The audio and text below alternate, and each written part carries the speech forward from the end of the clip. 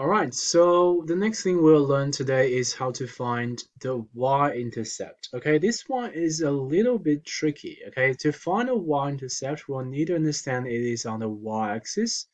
Therefore, the x value for that is always 0. So the way we do that is we go to Menu, click on the button says Trace. Okay, we haven't used that before, but anyway, we use Trace and go to the first one, Graph Trace.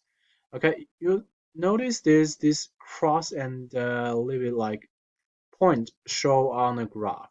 Okay, now at this stage you need to choose the button. Just click on 0.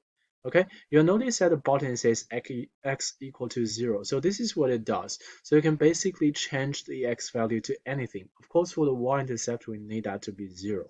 Okay, we press enter and you'll basically see the points is just right there, 0 and -4. So that is our y-intercept. Okay, or you can have this point right over here, 0, -4.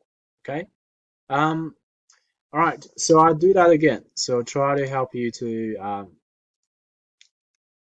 capture this. I need to remove this thing a little bit. Move that away. Okay. So remember, go to menu, go to trace, go to graph trace. Okay. Just type in 0 and press enter. And you'll basically have this little point here. Click on it. Oh, good. 0, -4. You can see right here, 0, -4.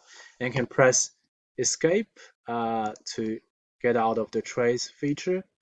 You can move the label away if that's a little bit messy. Okay, so that's how we find a y-intercept.